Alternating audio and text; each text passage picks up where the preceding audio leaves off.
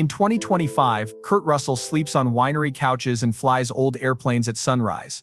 He said no to many movie roles so he could focus on other things like his wine business, car collection, and even some secret political meetings.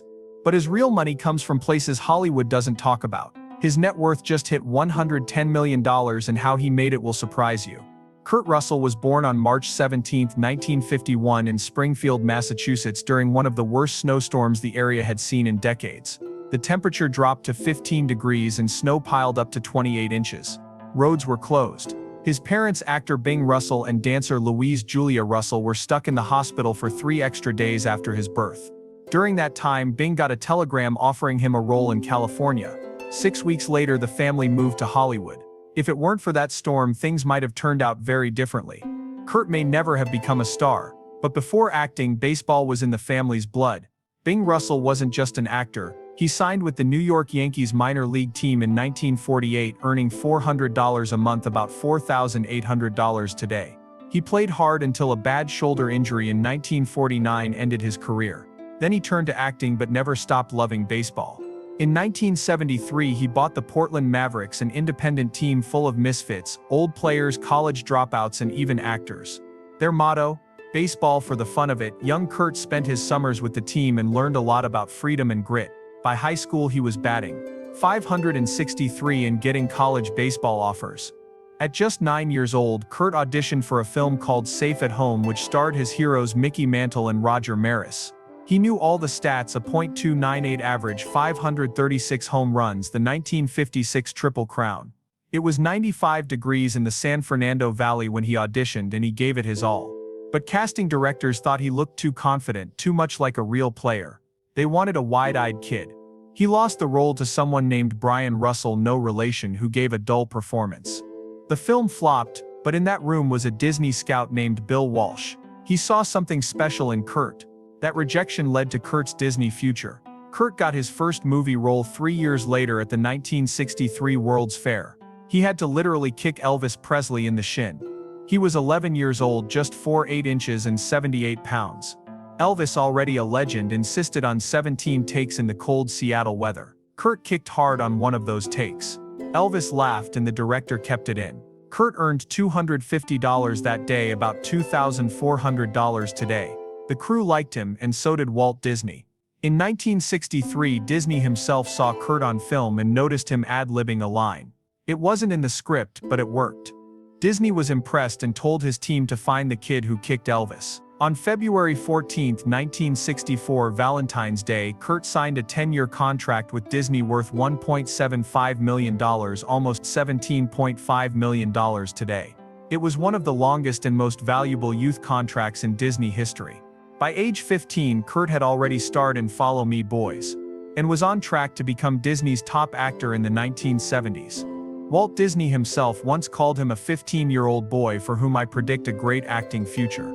That was Walt's last filmed appearance before his death in December 1966. Disney Studios supported Kurt's career and put him in hit movies like The Computer Wore Tennis Shoes, Now You See Him, Now You Don't, and The Strongest Man in the World.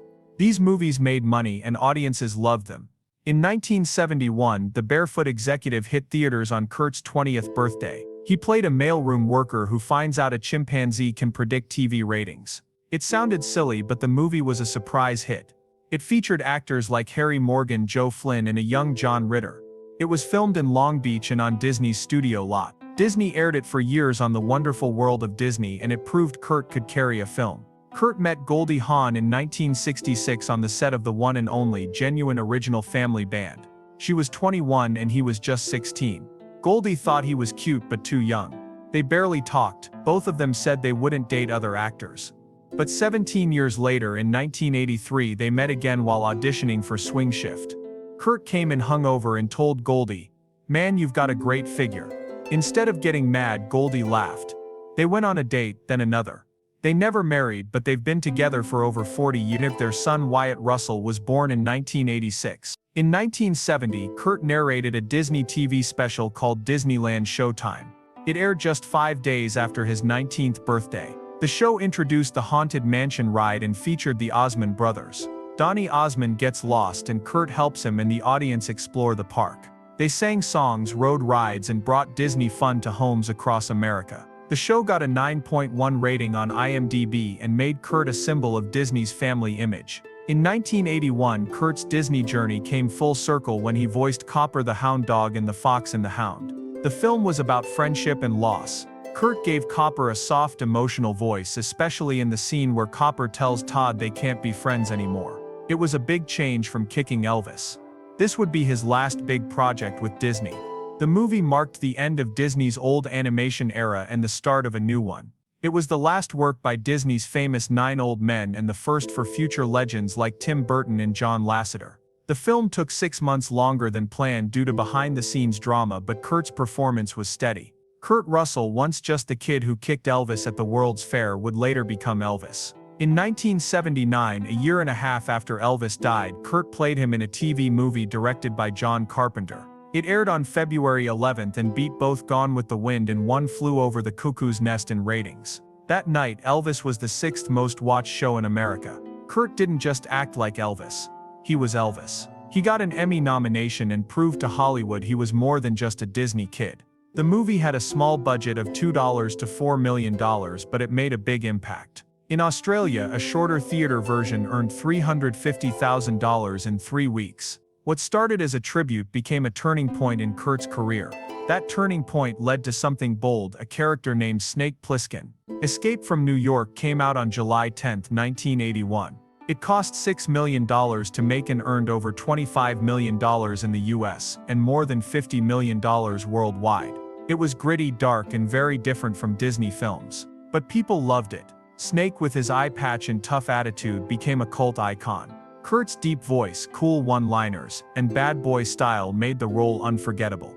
Critics noticed. Newsweek praised Carpenter for casting Kurt in a perfect role. 15 years later, Snake returned in Escape from LA. By then, Kurt was no longer the sweet Disney star. He was an action legend. Snake became a symbol of rebellion in film. Kurt proved you didn't need a big budget to make a hit, just a good story, the right tone, and the perfect lead actor. But not every project was a hit. In 1982, Kurt and Carpenter worked together again on The Thing. It had a $15 million budget, with $1.5 million spent just on creature effects by Rob Bottin. On paper, it looked like a hit. In reality, it was a flop. The Thing opened just 2 weeks after E.T., and while Spielberg's Alien was hugging kids, John Carpenter's Alien was tearing people apart. Audiences weren't ready for it. The movie made only $19.6 million worldwide, just barely covering its budget. Critics hated it. They called it gory, cold, and cruel. One reviewer even said it had a terrible absence of love. Carpenter was fired from his next movie. The failure nearly ruined his career, but over time things changed. People began to understand the film, its themes of fear, isolation, and tension. In today's darker world, it makes more sense. Now The Thing is seen as a horror classic. But in 1982, it was just a misunderstood movie that left emotional scars on everyone involved. Then came Big Trouble in Little China. It had everything: magic, martial arts, monsters, and jokes. But the studio didn't know how to market it. The budget was between $19 and $25 million, but it made just $11.1 million in North America. Another flop, but this time the movie itself worked. Test audiences loved it. Early reactions were amazing. Still, the studio messed up. Fox executives didn't get the mix of action and comedy. They focused all the marketing on Kurt Russell's character, Jack Burton, and ignored the film's real tone. Worst of all, they released it in the summer of 1986, right up against Aliens.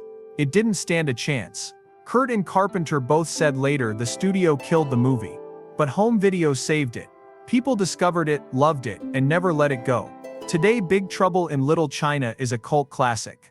It shows how bad marketing can ruin a film's box office but not its place in pop culture. By the early 1990s, Kurt Russell was more than a movie star. He was someone directors could rely on. That's what makes the Tombstone story so surprising. In 1993, the production started falling apart. The original director, Kevin Jarre, was fired just 1 month into filming. George P. Cosmatos replaced him, but rumors say it was Kurt who really took control. Insiders claimed Kurt gave Cosmatos detailed shot lists every night. He was calling the shots, but someone else got the credit.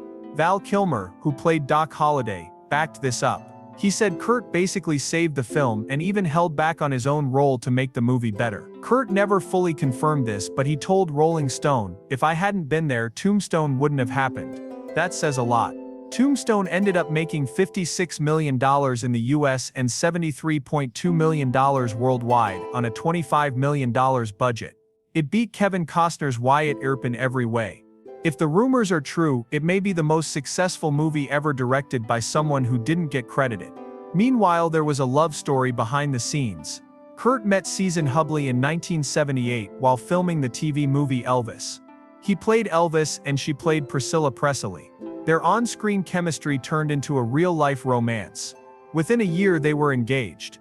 They secretly got married on March 17, 1979. To the public they said they were just close friends. Kurt even joked that asking if they were in love was like asking if two plumbers fell for each other over a toilet. It was his way of keeping the press away. But in private they were husband and wife. Susan Hubley already had a solid acting career, starring in films like Lolly Madonna XX in 1973. She later appeared in Escape from New York and Vice Squad. Their relationship moved quickly. From meeting to marriage in just over a year. What made it unique was how different they were. Susan was a proud liberal who believed in astrology and Eastern philosophy. Kurt was a strong conservative who didn't care about any of that. She once said they were so different they couldn't even argue, and she meant it. They lived in different cities. She stayed in Los Angeles while Kurt lived in Aspen, Colorado. That was rare in the early 1980s. They knew their marriage wasn't perfect, but they stayed together and even had a child. Then came February 1983. That's when everything changed. Kurt and Susan announced their separation. Just days later, Kurt ran into Goldie Hawn again. They had met briefly back in 1966 on a movie set, but hadn't talked since. The timing was wild.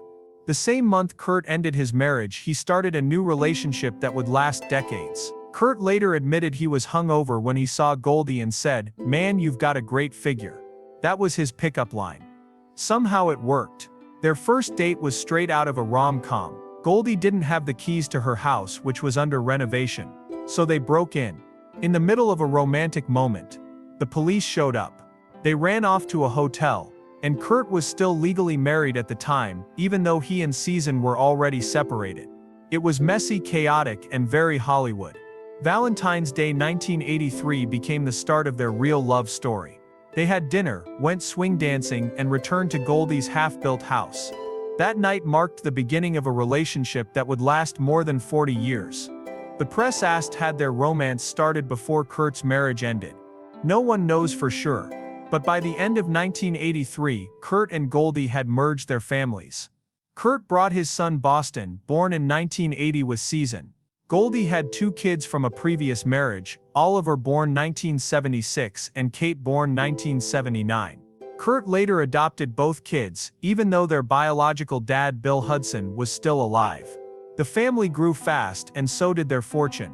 By the mid-2000s the blended Russell-Hawn family was worth over $50 million. Then came Wyatt, born on July 10, 1986. He was Kurt and Goldie's only biological child together. His full name, Wyatt Hawn Russell, honored both parents. If they had gotten married, Goldie might have changed her last name, and that moment might not have happened.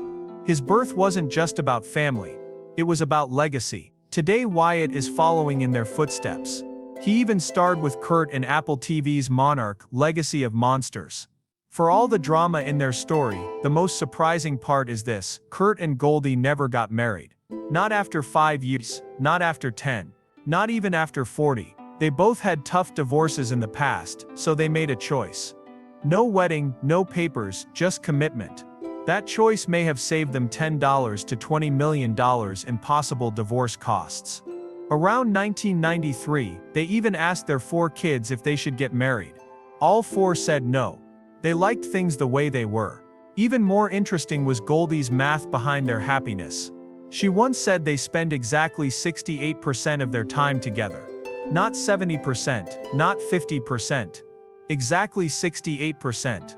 That's about 114 hours a week out of 168. It sounds odd, but it worked. That space gave Kurt time to restore vintage cars and Goldie time for meditation and wellness. It kept things exciting. In a world where over 50% of celebrity marriages end in divorce, Kurt and Goldie became the exception. Kurt Russell didn't just build a $110 million fortune. He engineered it through movies, real estate, flying planes, making wine, and collecting classic cars. His acting career alone earned around $70 million. Starting with Disney roles in the 1970s and leading all the way to Guardians of the Galaxy Vol. 2, Kurt Russell built a long-lasting career. That Marvel role alone paid him $8 million. Even after stepping out of the spotlight, he still earns $2 to $4 million a year from royalties on Netflix, Disney Plus, and other platforms. Just from residuals, he brings in $250,000 to $400,000 every year. But his smartest move? Real estate. In 2004, Kurt and Goldie bought a 389-square-foot home in Pacific Palisades for $4.12 million. By 2025, it was worth $6.90 million, a 67% return. It wasn't just big, it was luxurious. The house had a spa, pool, dry sauna, Pilates studio, and even a meditation space for Goldie. In 2018, they listed it for $7.25 million, proving they weren't just homeowners, they were strategic investors. Their entire real estate empire is now worth over $21.5 million. They own an $8.5 million mountain estate in Aspen, a $3.8 million Manhattan loft, and a $2.3 million home in Vancouver. That Vancouver house wasn't just a vacation spot, it supported their son Wyatt's hockey career. Between 2002 and 2005, they also bought a 1921 mansion in Vancouver's First Shaughnessy area to help Wyatt train. That house, once built for $40,000, had 10 fireplaces and was once called the city's most handsome home. Then there's the wine. Kurt didn't just put his name on a label, he helped make the wine himself. He launched Goldie Wines with a real vineyard team, not a corporate brand. He even slept on the winery couch to learn everything. Since it launched in the late 2000s, Goldie has brought in $2 to $3 million in revenue. His 2012 Chardonnay, named Goldie, was a hit at food events and helped raise over $10,000 for charity. His car collection isn't huge, but it's impressive. One standout, a 1934 Ford three-window coupe called Hot Licks. It's fully custom with a supercharged 350 CI V8 engine, Recaro seats, and high-end detailing. It's worth around $300,000. When it went to auction, all the paperwork and photos were included, proof that Russell treats collectibles like real investments. But Kurt's passions go beyond engines. He's also a licensed pilot. For nearly 30 years, he's flown aircraft like the Rockwell Commander, Cessna 414, and even a Starduster biplane. Aviation runs in his family. His grandfather was a test pilot for Howard Hughes. Flying wasn't just a hobby, it had a purpose. Kurt worked with Wings of Hope, a charity that flies medical help to remote areas in 10 countries. In 2019 alone, the group helped nearly 73,000 people. Kurt isn't just a celebrity spokesperson, he's an honorary council member. Wings of Hope has been nominated for the Nobel Peace Prize twice and holds a top rating on Charity Navigator. It makes sense. Kurt has always believed in action over words. That belief shaped his politics too. In a 2015 interview, he shocked Hollywood by calling himself not just a libertarian but a hardcore libertarian. He read the Founding Fathers' writings and even went to Cato Institute events. He supports small government, free markets, and individual freedom. But he avoids preaching. In 2020 he said, "We are court jesters. We shouldn't tell people how to vote." Still, on some topics he doesn't hold back, like guns. In a 2015 interview, he called gun control a fantasy, saying, "If you think gun control is going to change a terrorist's mind, you're out of your mind." He owns guns, hunts, and strongly supports the Second Amendment. And he said this publicly, even during the Obama years when gun control was a major issue. All of this, flying planes, making wine, restoring cars, investing smartly, and challenging political norms, makes Kurt Russell one of the most unconventional stars in Hollywood. In 2009, he won the Aviation Mentor Award at the Living Legends of Aviation ceremony. The room had 1,000 guests, including Buzz Aldrin and Tom Cruise. In his speech, Kurt even joked that President Obama needed to become an aviator. Kurt's son Wyatt Russell didn't always plan on acting. Born on July 10, 1986, he first chased a hockey career. But after multiple injuries ended his time on the ice, he turned to acting. He could have used his famous last name to get ahead, but he chose to work hard for every opportunity. And it paid off. In 2021, Wyatt played John Walker in The Falcon and the Winter Soldier on Disney Plus. His character wasn't a typical hero, he wanted to be Captain America but struggled with power. Wyatt nailed the role, intense, emotional, and real. The performance earned him global praise and locked him into the Marvel Universe. He returned in Thunderbolts in 2025, and that film alone made $372 million worldwide. Not bad for someone who started in skates instead of a cape. Wyatt's honest about his advantages. In a 2025 interview he said, "People talk about Nepo babies and you're like, is it 1,000 times easier? Yeah. Are you kidding me? It's a million times easier." But most critics agree he's more than his last name. He has real talent. That's why even Steven Spielberg is calling. Wyatt is now working on a top-secret sci-fi film and will appear in Avengers Doomsday. His future in Hollywood looks unstoppable. Of course, the Russell Hawn legacy runs deep. Kurt didn't just raise Wyatt, he became a father figure to Kate Hudson too. Kate was only 4 when Kurt came into her life. Her biological father Bill Hudson drifted away after divorcing Goldie in 1982. Kurt stepped in and became the dad she needed. Kate made that clear in 2004 when she named her son Ryder Russell Robinson. The Russell was no accident. It was a tribute. She's talked openly about what Kurt meant to her growing up. On the Howard Stern show she said, "When you have a father like Kurt who's been there for the hard stuff, the trust I got from him was priceless." But Kate also made her own path. When she was 16, Kurt offered her a role in Escape from LA. She turned it down not because she didn't want to act, but because she didn't want people saying she only got it because of him. She said, "Do I want to be known as Kurt's daughter who landed this role? No." That decision proved how serious she was about building her own career. Years later they finally worked together in Deepwater Horizon in 2020. For Kate, that wasn't just another job. It was a full-circle moment. It brought back the spark, the reason Kate Hudson fell in love with acting in the first place. And on Father's Day in 2023 she shared a heartfelt message that said it all. She called Kurt Pa and wrote, "He has taught me that we can all exist with immense love through our differences." But Kurt Russell's story isn't just about acting or parenting. At 74, he's still chasing the skies. Flying isn't a hobby to him, it's a passion. He's been a licensed pilot since 1988 and holds FAA licenses for both single and multi-engine aircraft, along with instrument ratings. And he learned from the best. His grandfather was an aerobatic pilot with over 45,000 flight hours. He was also a test pilot for Howard Hughes and a senior check captain for TWA. Over the years, Kurt has flown a wide range of aircraft, Rockwell Commander, Cessna Crusader, and even a sleek Piaggio Avani 180. But his favorite is his Starduster biplane. He still flies often and takes it seriously. Even when it's not required, he flies under instrument flight rules just to keep his skills sharp. "Flying has taught me more about who I really am than anything I've ever done," Kurt once said. "I take very calculated risks. I've done too many stunts on too many movies and television shows to be a daredevil." In 2021, he became a paying member of One Flight International, a private aviation service known for speed and flexibility. He liked that they offered access to over 75 different aircraft with just a 10-hour call-out window. That kind of control appeals to someone who values preparation. Kurt's contributions to aviation haven't gone unnoticed. He received the Aviation Mentor Award at the Living Legends of Aviation ceremony and serves on the board of Wings of Hope, a humanitarian flight group that brings medical help to remote areas.